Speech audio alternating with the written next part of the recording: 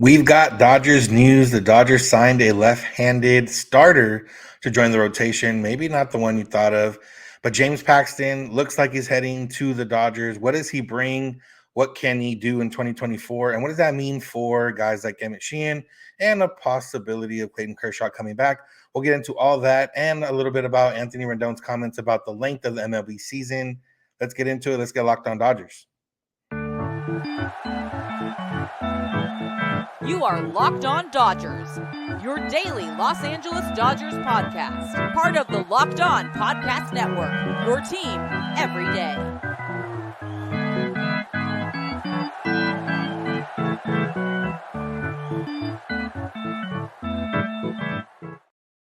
Yo, Dodger fans. Welcome to Locked On Dodgers. We are part of the Locked On Podcast Network, the #1 local sports daily podcast network. Locked On, your team every day. Today's episode is brought to you by FanDuel. Make every moment more. Right now, new customers get $150 in bonus bets guaranteed when you place a $5 bet. Visit FanDuel.com/lockedon to get started.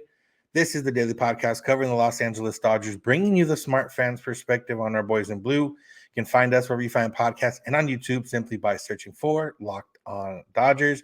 And if you would like, you can become an everydayer. That's somebody that listens or watches every day, and it's very easy to do. And it's very easy to make it easy on yourself by subscribing wherever you get podcasts and on YouTube. If this is your first time listening or watching, welcome. My name is Vince Samperio, joined by my co-host Jeff Snyder. And Jeff and I are both lifelong Dodger fans that have covered the team in a variety of ways. One of those ways being this here podcast, where we get to talk Dodgers with you every Monday through Friday for about 30 minutes. Jeff and I have done a lot of different things in terms of covering the team, interviewing players, all that good stuff. But, as we let you know, we're not quite insiders. We're just here to bring you the smart fans perspective on our boys in blue. And we have some analysis and thoughts to bring today because it appears the Dodgers are adding a left-hander to the rotation. Not official by the team, but a lot of reports from different reporters, LA reporters. It started with Chad Day, who I believe is a friend of James Paxton. He's from Canada. James Paxton's from Canada. John Heyman, a lot of other, Joel Sherman, a lot of people touched on it, or not Joe Sherman, but either way, a lot of people touched on it, and it looks like James Paxton's coming to the Dodgers on a one-year deal, somewhere in the $11 to $12 million range, with possibly incentives making it more. And yeah, Jeff Paxton's not a guy I think either of us have really talked about this offseason as a guy for the Dodgers, mostly because we thought they needed more of an innings eater type, and James Paxton has not eaten a lot of innings in the last few years. But initial thoughts on the deal. Yeah, Chad Day is from the same hometown in Canada as Paxton. Describes himself as a wrestling nerd. So, but sometimes he's a baseball newsbreaker. And, Paxton makes a lot of sense to me for the Dodgers. If they want to add a left-handed starter, we'll talk probably in the second segment about what this means for the rotation and bumping guys around and stuff. But, when they signed Noah Syndergaard last year, it was in the hope that they could help him rediscover lost velocity. Paxton's already kind of done that. He's found the velocity. He has the stuff, and the Dodgers are good at taking guys with stuff and helping them optimize their usage, maybe, tweak a pitch here and there and turn them into, or help them turn back into good pitchers. And Paxton is a guy who has had a lot of success at times in his career. And overall he's been a pretty darn good pitcher throughout his career. And, for a couple of years there, 2017 to 2019 or so, he was legit. I was actually surprised to look and see that he never made an all-star team, because he was a guy who was like well thought of throughout the league, and maybe just didn't line it up for the first half of a season or something. So he never made an all-star team. But the fact is, like, he's got good stuff and definitely seems like the kind of guy the Dodgers could help hone things in and turn back into at least a probably not going to be a superstar, but a good starting pitcher. Yeah, I mean, in this rotation, he would sit number 5 based on maybe even number 6 or 7 based on overall, everything. But he's probably going to sit somewhere, 3, 4, 5, depending if they want to break up the righties or, whatever the case, because he does throw left-handed. But again, like I said, hasn't thrown a lot of innings since 2020. He's thrown 20.1 innings, 1.1 innings, 0 innings, 0 innings, and then last year 96 innings. And last year was pretty decent for the Red Sox. I'm sure for the Red Sox they expected more out of him, but 4.50 ERA, 96 innings, 101 strikeouts. Pretty decent. 19 starts, pretty decent overall. He's been really good in the past, and I think for him, obviously, health has been the biggest issue. He's had, I think, Tommy John, and then issues or another surgery, and just hasn't had that injury luck. Him throwing those 96 innings last year, he did have a little bit of a knee thing toward the end of the year, but hopefully is a step in the right direction for his arm. That his arm is healthy, and kind of what we're expecting with Glass now, of being able to be another year further removed from that surgery, being healthy. Like I said, the stuff was there. He was still throwing, mid to upper 90s when he needed to. He did have a little bit of issue, or not issues, but he's been mostly a fastball guy his entire career. He was around maybe a little bit lower than normal last year in terms of how often he threw the fastball. His cutter usage was down from 2021, but kind of in line with the rest of his career. So I'm interested to see what the Dodgers will do to get him back on track and kind of find those stuff. I think I saw Chad Moriyama talking about his stuff plus was down last year, which means, like I said, he had the velocity, just didn't have the stuff. It might be, from not pitching for 2 years and then finally pitching. And then, like I said, the Dodgers being able to maybe help him find that cutter or help him find his release points and whatever they feel like they can do with him. And at the end of the day, it's a 1-year deal. We've talked about this a lot. There's no bad 1-year deals. And the other part is the Dodgers don't need him to be successful. He's just another arm to have because of, in case of injury. Yeah. And last year, through his first 10 starts, 56 innings, he had a 2.73 ERA. And there's a little bit of good luck. His FIP was 3.63, but still a 3.63 FIP is really solid. And it was just the last 40 innings, his last, 9 games, he had an ERA of 6.98 in 40 innings. And so it's kind of a tale of two seasons. And like you said, there was some injury issues there. He didn't pitch after September 1st. And so who knows how long that was nagging. The quantity and the quality went down in that second half of the season. And when we think about, I saw another interesting tweet from Saris, who said that Paxton got his fastball velocity mostly back last year, but not his breaking ball velocity. It's a slider, and his slider at his peak, he was throwing a slider about 90 miles an hour.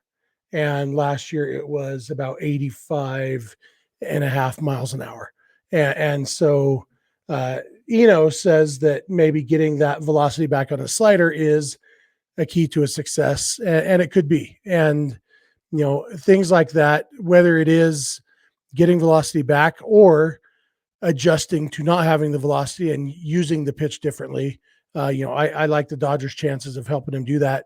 And like you said, it's not a guy they're counting on. And so, I would guess however many starters they're using, he will be probably number starter for them.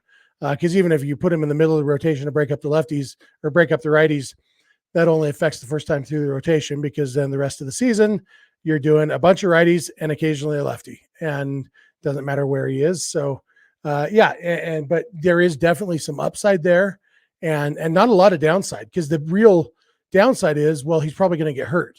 Okay, well then he's not pitching and there's no downside. It's the same as if we didn't have him on the team. And so, I like that kind of move for the Dodgers. It's kind of the same thing when you've done this over the years, signing a guy who's probably either going to be good or hurt. And, Rich Hill was a great example of that. When they re-signed him after trading for him, they were pretty open with the idea, we don't expect a full season of Rich Hill, but we expect him to be good when he is pitching. And AJ Pollock was kind of the same thing on the offensive side of things. We're not going to pay him for a full season. We're going to pay him less because he's not going to be healthy the whole season, but we expect him to be good when he's on the field. And I think that's kind of what they're expecting from Paxton. Yeah, one of those reasons one of those other pitchers that could fit that mold is Clayton Kershaw. What is the Paxton signing? Does it impact him at all returning? Emmett Sheehan, does it impact him at all? And kind of the rest of the rotation. We'll talk about that. So make sure to keep it locked on Dodgers. Today's episode is brought to you by eBay Motors. Passion, drive, and patience. What brings home the winning trophy is also what keeps your ride or die alive. eBay Motors has everything you need to maintain your vehicle and level it up to peak performance, from superchargers, roof racks, exhaust kits, LED headlights, and more. Whether you're into speed, power, or style, eBay Motors has got you covered. With over 122 million parts for your ride or die, you'll always find exactly what you're looking for. With eBay Guaranteed Fit, your part is guaranteed to fit your ride or your money back. Because with eBay Motors, you're burning rubber, not cash. With all the parts you need at the prices you want, it's easy to turn your car into MVP and bring home that win. So keep your ride or die alive at ebaymotors.com. Eligible items only. Exclusions apply. eBay Guaranteed Fit only available to U.S. customers.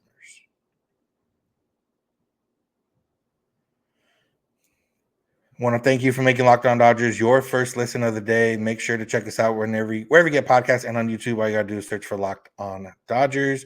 And we're part of the Locked On Podcast Network, your team every day. Locked On Podcast Network has two 24/7 streaming channels on YouTube that could be beneficial to you. Locked On Sports Today and Locked On Sports Los Angeles are covering the news and stories from around the sports world and around the LA sports world. So it's all day, all night on YouTube streaming. So go check out and subscribe. And Jeff, let's keep talking about this Paxton deal. We talked about what it could bring to the Dodgers on the mound, but what does it mean for the rest? I've already seen a few people on social media talking about, I think this means, the end for Kershaw, or that they're not going to bring Kershaw back. And realistically, to me, this doesn't preclude them or stop them from signing Clayton Kershaw back. Clayton Kershaw won't be ready until at least the second half of the season, if that, or later third part of the season. And who knows if James Paxton or anybody in the rotation will last that long. And they're always going to need somebody at the deadline or after the deadline. They've never not needed an arm at the deadline. So I don't think this stops them from Clayton Kershaw. And realistically, I think Kershaw's on his own timeline. He's going to decide what he wants to do, or has already decided what he wants to do, and it's just going to come in due time. Yeah. I can't even imagine any way that this would have any bearing on whether the Dodgers want Kershaw back. I guess maybe, and whether it has a bearing on whether Kershaw wants to come back to the Dodgers, I have a hard time seeing that too. I saw somebody saying on social media, well, but Kershaw is only going to want to come back to the Dodgers if he's like the man. Well, Kershaw wasn't the man last year for the Dodgers. Like, Kershaw has accepted that he's not, wherever he plays, if he plays this year, he's not going to be the number one starter or the number two starter or the number three starter for any team. And, and he seemed to accept that just fine last year. He's still a Hall of Fame presence in the dugout and in the locker room. And all those things, all those reasons that the Dodgers wanted him back last year, those haven't changed. And, signing one oft-injured left-handed pitcher is not going to have any impact on whether or not they sign another oft-injured left-handed pitcher. And like you said, there's no guarantee that the two would ever even be healthy at the same time. It's like when the Dodgers had Yasiel Puig, Matt Kemp, Andre Ethier, and Carl Crawford at the same time. And it was like, how are they going to find playing time for all four of these outfielders? They're like, they overlapped all four being healthy by like 7 games the whole season.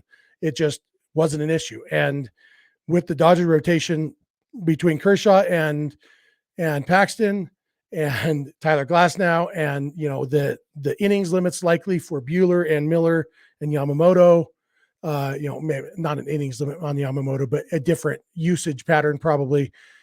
There's going to be plenty of starts to go around for whoever. And if Kershaw wants to be a Dodger, he will be a Dodger. The Dodgers still want Clayton Kershaw back. Yeah. One pitcher this might impact directly is Emmett Sheehan, who was kind of slotted in as the Dodgers' 5th starter. And not just him specifically, but just kind of the rest of the bullpen and everything else. Like, we figured they would have maybe the 6th rotation / swing guy. Now Sheehan becomes that, but whoever was going to become that, maybe it's pushed down. But for Sheehan directly, I mean, again, he was going to probably have an innings limit. We don't exactly know what we're getting from him. So, the combination of him and Paxton, if, they combine to make 25, 30 starts, that's a number 5 starter right there. That's, and everyone else is going to they're going to have starts made by a lot of people. But I think, specifically for Sheehan, I think this does push him into more of a hybrid role for now. And, when they have those, not a lot of off days, he gets the spot started. And when they have the extra off days, he maybe comes out of the bullpen. Yeah, and maybe who this affects even more is Ryan Yarbrough, who I kept seeing mentioned as, he'll probably get starts because he's left-handed and he's a starter and he's on the roster. And I've never really felt like Yarbrough has a spot in this rotation. It doesn't make sense because he's not very good. He seemed more to me like a long reliever if he's on the roster. And realistically, maybe he's involved in a trade because I don't know. I have nothing against Ryan Yarbrough as a person. I just don't see how a pitcher of his caliber fits in on a team that's trying to win the World Series. And I think that this eliminates any chance of Yarbrough being penciled into the Dodgers starting rotation until enough injuries pile up that they get down to Yarbrough's spot, down 34th on the list or whatever it is. Yeah, we've talked about the Dodgers bullpen and the lack of left-handed arms. There's Vesia and there's Ferguson, and there's not really anything else right now. Yarbrough doesn't particularly fit a late inning relief role. He doesn't miss a lot of bats. He doesn't have the velocity. Not that he couldn't work in that role. He just doesn't necessarily have what normally is in that role. But it could push him into competition for that role if maybe he figures something out, or if he knows he's going out in a 1-inning stint or whatever the case. But yeah, I don't think it affects the guys on the margins. It doesn't affect anybody of note, really. And realistically, the Dodgers could still make another relief pitcher signing or trade and, just shake it all up again right now. Specifically with Paxton, they have 140-man spot open. So, no need to trade anybody. But, like we talked about before, there is just a lot of clutter on the Dodgers side in terms of guys that are on the 40-man that maybe do deserve to be in the majors, or, whatever the case is. They're not going to be, just moving arms for the sake of moving arms. But as we've seen with some of the deals they've made this offseason, maybe pushing some prospects down the line, kicking the can down a little bit further, moving some guys off the 40-man, maybe like a Yarbrough or whatever the case. Or, like I said, just requiring another top-tier arm for the bullpen, and then they can figure out the rest. That might take some of those 40-man guys to get that. Yeah. And so it'll be interesting to see, but the Paxton really is a guy who is adding at the margins. He is whoever was going to be the 6th starter for the Dodgers. Paxton is taking innings from that person, wherever he slots in the rotation. That's the effect. He bumps somebody out of those 6 spots. And, I do think with 6 spots available, or at least at some point, there's been talk that they may delay Walker Buehler's start to the season. So, and with off days and everything, we'll see what they do. But like you said, plenty of guys are going to get starts, including Emmett Sheehan and Gavin Stone. And,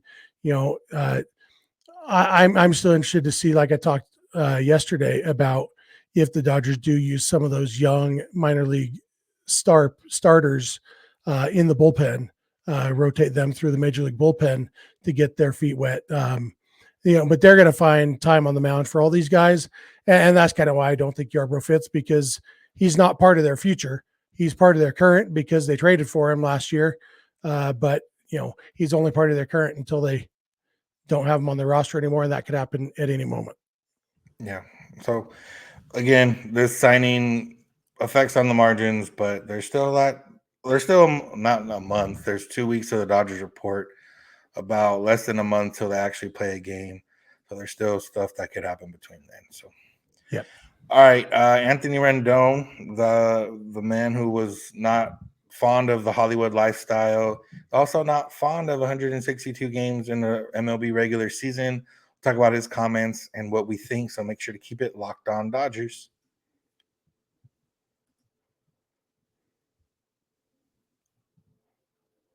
Make sure to become an everydayer by listening to Locked On Dodgers every day. We're here for you every Monday through Friday for about 30 minutes. We're perfect for your morning commute to work or your morning gym session or anytime throughout the day. But, if you want to make us your first listen, that's cool too. And you can go beyond the podcast and become a Locked On Dodgers insider. All you got to do is go to joinsubtext.com/Locked On Dodgers. And you can join a text thread with us and other Locked On Dodgers insiders and get direct access to us and any thoughts or, the Paxton deal. If you saw the tweet and want to know what we thought instantly, you could have done that if you were a Locked On Dodgers insider. So make sure to go check that out. And Jeff, Anthony Rendon, I don't know who Jack Vita is, but he got an Anthony Rendon exclusive, and a guy who hasn't really talked to media a lot, considering he was injured in the last part of the season, or most of the last part of the season last year, and would consistently tell the media that he didn't have to speak to them because he was on the injured list. But either way, in context, he did say, I'll say this half-heartedly or something that basically, not fully into it. I think that was more to protect himself than anything else. He said the season is too long. They've got to cut it down. 162 games in 85 days is just too many games. And, he's gotten probably deserved flack for it on social media, considering he hasn't played more than 60 games for the Angels so far and hasn't played more than 60 games in the last 4 years because of the 2020 season. So, yeah, Jeff, I see you smiling, so you might have some thoughts on Anthony Rendon, but then we can get into his actual comments of, is the season too long? Yeah, he's played 148 games the last 3 seasons. And so, honestly, I think this is mostly a case of probably the wrong messenger. Maybe let Freddie Freeman say this, or Ronald Acuna, or, one of these guys who actually plays every day. And that used to be, Rendon's never played every game in a season, but he played a lot when he was with the Nationals. And it's not necessarily his fault that he hasn't played a lot. Injuries happen to people.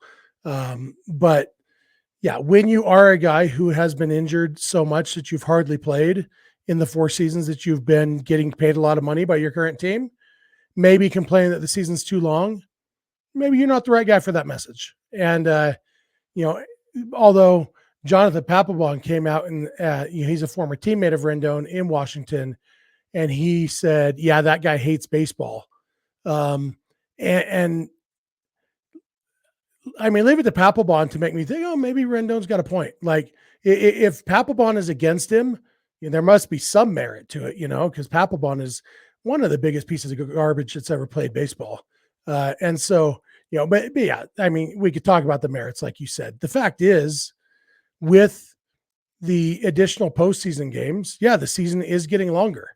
And even just for calendar purposes, I remember in 2001, Derek Jeter got the nickname Mr. November because that was the first World Series that stretched into November. And that was only because Major League Baseball took a week off after 9/11. And so that's why the postseason went into November. Well, now the postseason is scheduled to go into November every year because it just keeps getting longer. They keep adding teams. And right now, like last year, the Rangers became just the second team ever to have to win 13 postseason games. That's 4 postseason series. And it's not quite to the level of the NBA where the playoffs start in January and end 3 Junes later. NBA has crazy long playoffs. Baseball's not quite like that, but the playoffs are long. And if they're going to have the playoffs that long, yeah, it might make sense to drop the season back down to 154 games, which is what it was until they expanded in 1960. It was always 154 games.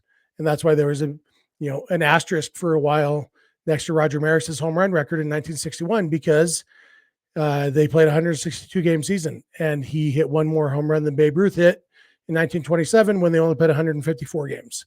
So, I mean, baseball's changed. And yeah, I mean, it might make sense to go back down to 154 games, maybe even a little lower. I don't think I'd be in favor of going much lower than that. But really the thing that's always coming up when people talk about this is, okay, well, how much of your contract are you willing to give back? Because if you cut off 8 games, that's 5% of the season, which means 5% less money on tickets and concessions and merchandise and everything that teams get during these games.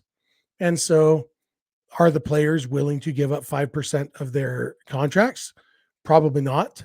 And, and I'm not even necessarily saying they should, but that's going to be the ask. If they want fewer games, the owners are going to say, okay, well, we're going to pay you less money then. And I think that's why it's maybe unlikely to happen. Yeah, I definitely don't think it's going to happen unless they added like another postseason round, which is where the big money comes in for MLB. Going from 162 to 154 will hurt some teams more than others in terms of, at the gate and food and drink and all that stuff. But I mean, baseball is a grind. And for us, it's always been, 162 and 183, whatever the case is, 1 or 2 off days a month, all that kind of stuff. I do think that we as like pure baseball fans are like, well, that's just what it is. Like, that's the grind of the season, blah, blah, blah.